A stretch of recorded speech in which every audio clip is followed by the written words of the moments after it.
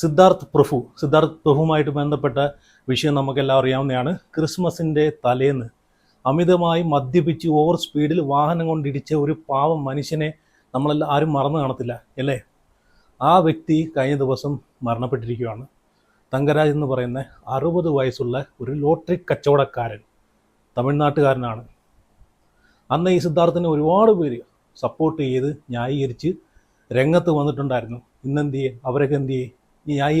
ന്യായീകരണവുമായി വന്നിട്ടുള്ള ഒരാളെങ്കിലും ആ മരിച്ച വ്യക്തിക്ക് വേണ്ടിയിട്ട്, മരിച്ച വ്യക്തിയെ പറ്റിയിട്ട്, അയാളെ കുടുംബത്തെ പറ്റിയിട്ട് ഓർത്തൊരു വീഡിയോ ചെയ്തോ? ഇല്ല. എന്തുകൊണ്ട് ചെയ്തില്ല? അയാൾ തമിഴ്നാട്ടുകാരനായോണ്ടാണോ? അന്യ സ്റ്റേറ്റുകാരനായോണ്ടാണോ?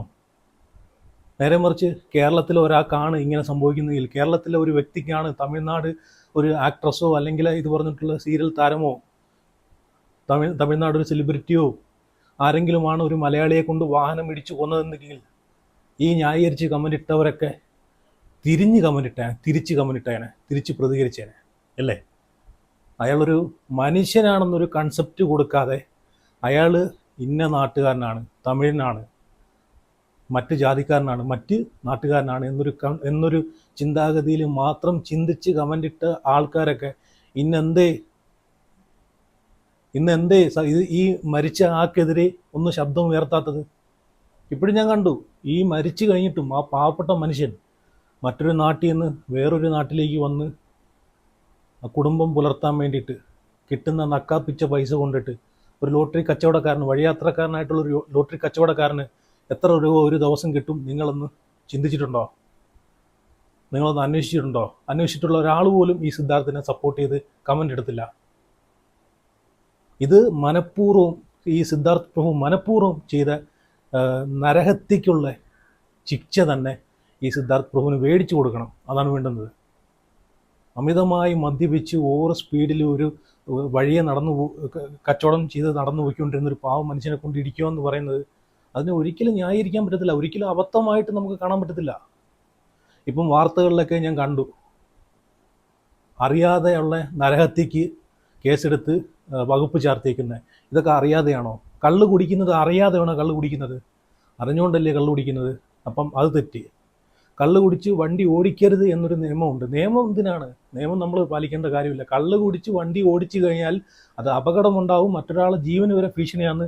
ഏതൊരു സാമാന്യം അരിയാഹാരം കഴിക്കുന്ന ഒരു മനുഷ്യന് പോലും അത് മനസ്സിലാക്കാനുള്ള ശേഷിയുള്ളതാണ് അല്ലേ?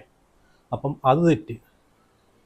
ഇതെല്ലാം തെറ്റാണ്. ഇതിന് പിന്നെ ഈ നരഹത്യക്ക് അറിയാതെയുള്ള നരഹത്യ എന്ന് പറഞ്ഞിട്ട് കേസെടുത്തിട്ട് കാര്യമുണ്ട്? ഇതൊക്കെ അറിഞ്ഞുകൊണ്ടുള്ള നരഹത്യയാണ്. അങ്ങനെ വേണം കേസെടുക്കാൻ. 1 കോടി രൂപ നഷ്ടപരിഹാരം കൊടുക്കണം ആ പാവപ്പെട്ട മനുഷ്യന്. 1 കോടിയൊന്നും ഒന്നുമില്ല, കാരണം ആ കുടുംബത്തിന് പോകാനുള്ളത് പോയി. ആ കുടുംബത്തിൻ്റെ അത്താണിയാണ്. ഇപ്പം ഞാൻ തന്നെ കഴിഞ്ഞ ദിവസം എൻ്റെ ബൈക്കൊന്ന് ആക്സിഡൻ്റായി. എൻ്റെ കൈ ചെറുവിരൽ ചെറുതായിട്ടൊന്ന് എല്ലിന് ചെറിയൊരു പൊട്ടൽ വന്നു. അങ്ങനെ ഞാനത് ഹോസ്പിറ്റലിൽ പോയി 2 ദിവസം ഹോസ്പിറ്റലിൽ അഡ്മിറ്റായിരുന്നു. അപ്പോൾ അത് അറിയാതെ, നമ്മൾ ഒട്ടും പ്രതീക്ഷിക്കാതെ അൺഎക്സ്പെക്റ്റഡായിട്ട് സംഭവിക്കുന്ന കാര്യങ്ങളാണ്. മദ്യപിച്ചോ അല്ലെങ്കിൽ ഓവർ സ്പീഡോ ഒന്നുമല്ല. എൻ്റെ കൂടെ എൻ്റെ ഉമ്മായും ഉണ്ടായിരുന്നു. പള്ളിയിലോട്ട് പോകാനായിട്ട് നമ്മൾ ഇറങ്ങിയതാണ്. അപ്പോൾ പെട്ടെന്ന് ചെറുതായിട്ടൊന്ന് ബ്രേക്ക് പിടിക്കുന്ന സമയത്ത് ബ്രേക്ക് ജാമായിട്ട്, ഫ്രണ്ട് ടയർ ജാമായിട്ട് വണ്ടി ഇടിച്ചു കുത്തി ഞാനും ഉമ്മായും വീണ്. പെട്ടെന്ന് ഞാൻ ഉമ്മായാണ് നോക്കിയത്, ഉമ്മാക്ക് എന്തെങ്കിലും പറ്റിയോന്ന്. അല്ലെങ്കിലും ഉമ്മായിക്കൊന്നും പറ്റിയില്ല. എൻ്റെ കൈക്ക് ചെറുവിരലിനകത്തൊരു പൊട്ടലുണ്ടായിരുന്നു. അങ്ങനെ 2 ദിവസം ഹോസ്പിറ്റലായിരുന്നു. അത് കഴിഞ്ഞ് ഞാനിപ്പം ഡിസ്ചാർജായി അവിടെ നിന്ന് വന്നു. അപ്പോൾ ചെറിയ രീതിയിലൊന്ന് സ്ട്രെയിറ്റ് ചെയ്ത് പിടിച്ചിട്ടു, പുറത്തൂടെ ഒന്ന് കമ്പിയിട്ടു. അപ്പം അതൊക്കെയാണ് നമ്മൾ അറിയാതെ പറ്റുന്നത്. പക്ഷേ ഇത് അറിഞ്ഞുകൊണ്ട് പറ്റുന്നതാണ്. ഇവനെയൊന്നും ഒരിക്കലും വെളിയിൽ വിടല്ലേ, ഇങ്ങനെ കാണിക്കുന്നവനെയൊന്നും. എന്തായാലും ആ വാർത്ത ആദ്യം ആ സിദ്ധാർത്ഥ് പ്രഭു അന്ന് അഴിഞ്ഞാടി കുടിച്ചിട്ട് കാണിച്ച് നമ്മൾ കണ്ടതാണ്. രക്ഷാപ്രവർത്തനത്തിന് പോയിട്ടുള്ള ആൾക്കാരെ മേൽ തന്നെ ഇവനെ ഈ ഒരു ആക്സിഡൻറ്റ് സ്ഥലത്തുനിന്ന് മാറ്റാൻ വേണ്ടി നിന്നിട്ടുള്ള നാട്ടുകാരെ മെക്കിട്ട് കയറുന്നതും ചീത്ത വിളിക്കുന്നതും അവിടെ വന്ന പോലീസിനെ അസഭ്യം പറയുന്നതെല്ലാം നമ്മൾ കണ്ടതാണ്. എന്നിട്ട് അവൻ എന്താണ് പറയുന്നത്? ദൈവമുണ്ട്, കോടതിയുണ്ടെന്ന്. ഇപ്പം വല്ലതും പറയാനുണ്ടോ? ആ പാവപ്പെട്ട മനുഷ്യൻ ചത്തുപോയ മനുഷ്യനെ നോക്കിയിട്ട് നിനക്ക് വല്ലതും പറയാനുണ്ടോ? കോടതി ഉണ്ടെന്നും അതുപോലെ നിയമം ഉണ്ടെന്നും പറയാൻ നിനക്ക് പറ്റുമോ? പിന്നൊരു കാര്യം, ഉപ്പുമുളകിൽ നിന്ന് ശ്രീകണ്ഠൻ നായർ ഇവനെ സിദ്ധാർത്ഥ് പ്രഭുവിനെ ഒഴിവാക്കി എന്നാണ് പറയുന്നത്. ഒഴിവാക്കണം, അതാണ് വേണ്ടുന്നത്. ഇങ്ങനെയുള്ള ഷോയിൽ എനിക്കൊന്ന് ശ്രീകണ്ഠൻ നായർ ഇങ്ങനെയുള്ള കാര്യത്തിലൊക്കെ പുള്ളി തീരുമാനങ്ങൾ നല്ല തീരുമാനങ്ങളാണ് എടുക്കുന്നത്. കാരണം ഇതിനു മുമ്പ് ഉപ്പും മുളകിനകത്ത് ഒരുപാട് വിഷയങ്ങൾ വന്ന സമയത്ത് ഉപ്പും മുളകും ഇനി നിങ്ങൾ എന്തൊക്കെ പറഞ്ഞാലും ഉപ്പും മുളകും എന്നൊരു ഷോ ഇനി ആരൊക്കെ ഇല്ലെങ്കിലും ഉപ്പും മുളകും എന്നൊരു ആ ഒരു ഷോ സ്ക്രിപ്റ്റ് ഡയറക്ടറുടെ കയ്യിലാണ് ഇരിക്കുന്നത്.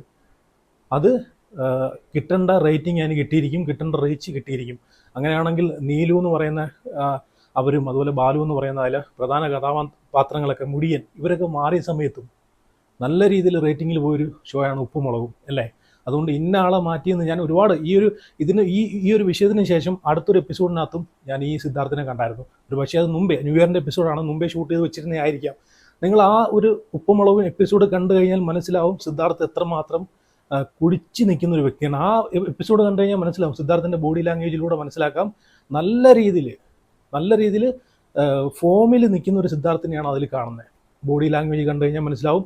ആ പ്രോഗ്രാമിൽ തന്നെ അത്യാവശ്യം വീശിയിട്ടാണ് സിദ്ധാർത്ഥ് അഭിനയിക്കുന്നതെന്ന് തന്നെ ഞാൻ കഴിഞ്ഞ ഇതുമായിട്ട് ബന്ധപ്പെട്ട് ആദ്യം ചെയ്ത വീഡിയോക്കകത്ത് ഞാൻ ഡീറ്റെയിൽ ആയിട്ട് പറഞ്ഞതാണ്. സിദ്ധാർത്ഥുമായിട്ട് ബന്ധപ്പെട്ട എല്ലാ കാര്യങ്ങളും ആ നാട്ടുകാർ തന്നെ പറയുന്നതാണ്. ഡെയിലി മദ്യപിച്ച് അമിത വേഗത്തിൽ വാഹനം ഓടിച്ചു പോകുന്ന സിദ്ധാർത്ഥിനെ പല ദിവസങ്ങളിൽ പല ആളുകളും കണ്ടിട്ടുണ്ടെന്ന്. എന്നാൽ ആ ഒരു വീഡിയോ ഈ സംഭവം നടക്കുന്ന അന്നത്തെ ദിവസത്തെ ഒരു വീഡിയോ ഞാൻ ഇവിടെ വയ്ക്കാം. അത് കണ്ടിട്ട് അടുത്ത ഈ സംഭവം ദൃക്സാക്ഷിയായിട്ട് കണ്ടിട്ടുള്ള ഒരു ലേഡി പറയുന്ന ഒരു വോയിസും കൂടെ ഞാൻ വയ്ക്കാം. നിങ്ങൾ കേട്ട് നോക്ക്. അത്രയ്ക്കും ദയനീയമായിരുന്നു. ആ അപകടം പറ്റിയ സ്ഥലത്ത് ആ മനുഷ്യൻ ഈ തമിഴ്നാട്ടുകാരൻ ആ അപകടത്തിൽ മരിച്ച വ്യക്തിയെ എടുത്തുകൊണ്ട് പോകുന്ന സമയത്ത് ബ്ലഡിൽ കുളിച്ച് കിടന്ന ആ വ്യക്തിയാണ് ഈ പറയുന്ന ഈ സാക്ഷിയായിട്ട് കണ്ടിരുന്ന ലേഡി കണ്ടത്. അത്രയ്ക്കും സ്പീഡായിരുന്നു. ആ വണ്ടി ഇടിച്ച് തെറിപ്പിക്കുന്നത് വരെ കണ്ടെന്നാണ് പറയുന്നത്. ആദ്യം ആ സിദ്ധാർത്ഥ് അന്ന് കുടിച്ചിട്ട് അവിടെ കാണിച്ചു കൂട്ടിയ അത് വിഷ്വൽ ഒന്നുകൂടെ നമുക്കൊന്ന് കാണാം. അതിനുശേഷം മറ്റേ വോയിസ് ക്ലിപ്പ് ഞാൻ വെക്കാം. കോടതി ഞങ്ങൾ വഴി വന്ന് നീ എന്നെ ചവിട്ടി നീ എല്ലാ പുള്ളിനെ ഇടിച്ചിട്ട്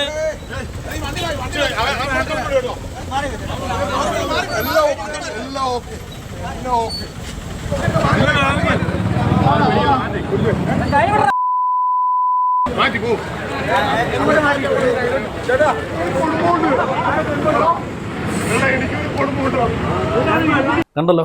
എന്നിട്ട് ഇവനെയൊക്കെ ന്യായീകരിക്കാനെ കൊണ്ട് ഇവരെ മേഖലയിൽ നിൽക്കുന്ന ഒരുപാട് ആൾക്കാർ രംഗത്ത്, ഞാൻ പേരൊന്നും എടുത്ത് പറയുന്നുണ്ട്, എല്ലാവർക്കും അറിയാവുന്ന ആളുകളാണ്. ഒരുപാട് ആളുകൾ ഇവനെ ന്യായീകരിച്ചുകൊണ്ട് രംഗത്ത് വന്നിട്ടുണ്ടായിരുന്നു. ഇന്ന് ആർക്കും ന്യായീകരിക്കാനില്ലേ? ഒരുപാട് ആളുകൾ കമൻറ്റിലൂടെ സപ്പോർട്ട് ചെയ്ത് സിദ്ധാർത്ഥിനെ സപ്പോർട്ട് ചെയ്യുന്ന ആൾക്കാരുണ്ടായിരുന്നു. ഉപ്പുമുളകും ഞാൻ കാണത്തില്ല, ബേഷ്ക്ക് സിദ്ധാർത്ഥ് ഇല്ലെങ്കിൽ കാണത്തില്ല എന്നൊക്കെ പറയുന്ന ആൾക്കാർ.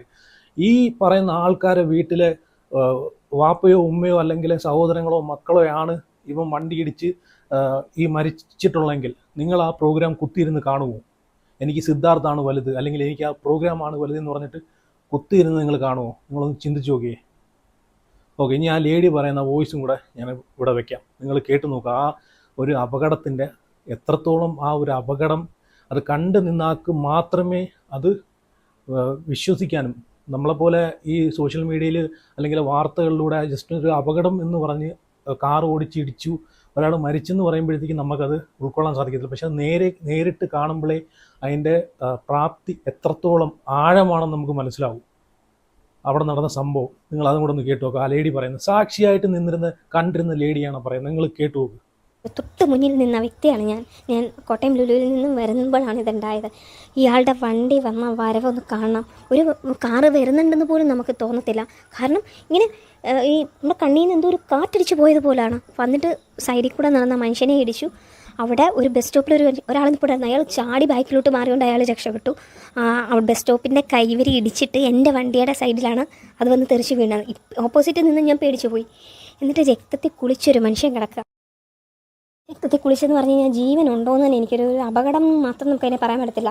അയാൾ ഇങ്ങനെ വളഞ്ഞ് കിടക്കുക, പൊങ്ങിപ്പോയിട്ട് നടുക്കത്തെ ലൈൻ്റെ ഇപ്പുറത്ത്, അതായത് ഓപ്പോസിറ്റ് സൈഡിൽ നടുക്ക് കിടക്കുകയാണ്. ആ കിടക്കുന്നിടത്ത് കഴിഞ്ഞ് രക്തം ഇങ്ങനെ ഒഴുകി കിടക്കുകയാണ്. അപ്പോൾ ആ അവസ്ഥ ചേരണമെന്ന് ആലോചിച്ച് എനിക്ക് അടുത്തോട്ട് ചെല്ലാൻ പേടി. ഞാനവിടെ കുത്തിയിരുന്ന് അലറി വിളിക്കുകയാണ് ചെയ്യുന്നത്. കാര്യം എൻ്റെ മുൻപ് എൻ്റെ വീട്ടിലുള്ളവർ പോയിട്ടുണ്ട്. ആ വണ്ടിയാണ് എന്താണ് സംഭവിച്ചത്, ഒരു കറുത്ത കാറ് ആണെന്ന് എനിക്ക് മനസ്സിലായി. പക്ഷേ ഇടിച്ച് തെറിപ്പിച്ചിട്ട് അവൻ അങ്ങോട്ട് മാറ്റി നിർത്തിയത്. അവൻ അങ്ങോട്ട് മാറ്റി നിന്ന് പോയതായിരിക്കാം മേ ബി. അപ്പോൾ ആൾക്കാർ നോർമലി ആരാ എന്താണെന്ന് ചോദിച്ച് ദേഷ്യപ്പെടുമല്ലോ. അമ്മാതിരി ഇടിച്ചിട്ടാണ്. വണ്ടിയുടെ നിയന്ത്രണമല്ല, അവന് ബോധമില്ലായിരുന്നു. അപ്പോൾ ഈ ആളിനെ ആംബുലൻസ് ഒക്കെ വരാൻ ഒരു 20 മിനിറ്റ്സ് ഒക്കെ കഴിഞ്ഞു. അപ്പോൾ കേട്ടല്ലോ ചങ്ക് അലിയിക്കുന്ന വോയിസ് ക്ലിപ്പാണ്, നിങ്ങൾ കേട്ടു നോക്ക്. ആ മനുഷ്യൻ ഒരാഴ്ച ഹോസ്പിറ്റലിൽ കടന്ന് കഷ്ടപ്പെട്ടിട്ടാണ് മരിച്ചത്. അത്രയ്ക്കും സ്പീഡായിരുന്നു അവൻ വണ്ടി ഓടിച്ചു. ഈ മനുഷ്യനെ കൊണ്ട് ഇടിച്ച് തെറിപ്പിക്കുകയാണ് ചെയ്യുന്നത്. ഒരാഴ്ച നരകിച്ചാണ് ആ മനുഷ്യൻ മരിച്ചിട്ടുള്ളത്. നിങ്ങൾക്ക് എന്തെങ്കിലും പറയാനുണ്ടോ? അന്ന് ന്യായീകരിച്ച ആൾക്കാർ ഒരുപാട് പേര് ഞാൻ ആ ഇട്ട വീഡിയോയുടെ അടിയിൽ വന്നിട്ട് ഈ സിദ്ധാർത്ഥിനെ സപ്പോർട്ട് ചെയ്തിട്ട് കമൻറ്റ് ഇടുന്നത് കണ്ടിട്ടുണ്ടായിരുന്നു. തെറി വിളിച്ചിട്ടൊക്കെ കമൻറ്റ് ഇടുന്നത് കണ്ടിട്ടുണ്ടായിരുന്നു. ഇന്ന് നിങ്ങളെ വീട്ടിൽ ഒരാളാണെങ്കിൽ ഈ മനുഷ്യന് കുടുംബം കാണും, കുട്ടികൾ കാണും. ഒന്ന് ചിന്തിച്ചു നോക്കി. 60 വയസ്സുള്ളൊരു മനുഷ്യനാണ്. സ്വന്തം കുടുംബം പോറ്റാനെ കൊണ്ട് മറ്റൊരു നാട്ടിലേക്ക് വന്ന് കടന്ന് കഷ്ടപ്പെട്ട് ജീവിക്കുന്നൊരു മനുഷ്യനാണ്. നീ എന്തൊക്കെ പറഞ്ഞാൽ ആ കുടുംബത്തിന് പോയി, അല്ലാതെ ആർക്ക് പോയി? ആ കുടുംബത്തിന് പോയി. നമുക്കൊക്കെ ഇവിടെ ഇരുന്നിട്ട് ഇവനെ സപ്പോർട്ട് ചെയ്തതും അല്ലെ അവനെ ന്യായീകരിച്ച് കമൻറ്റ് ഇടാമെന്ന് മാത്രമേ ഉള്ളൂ. അതിൻ്റെ വേദന അവരോരോ കുടുംബത്തിന് വന്നാൽ മാത്രമേ മനസ്സിലാവൂ. അറിയാമോ?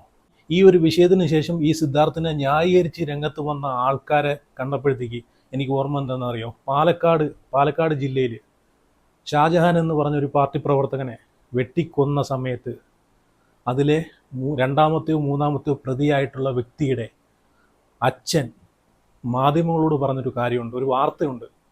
അതാണ് എനിക്ക് ഓർമ്മ വന്നത്. സ്വന്തം മകനായിട്ട് പോലും എൻ്റെ മകനാണ് ഷാജഹാൻ എന്ന് പറയുന്ന എൻ്റെ കൂട്ടുകാരനെ വെട്ടിയത് എന്ന് ആ അച്ഛൻ സമൂഹത്തിന് മുന്നിൽ പറയുന്ന ആ സത്യസന്ധമായിട്ടുള്ള വാക്കുകളാണ് എനിക്ക് ഓർമ്മ വന്നത്.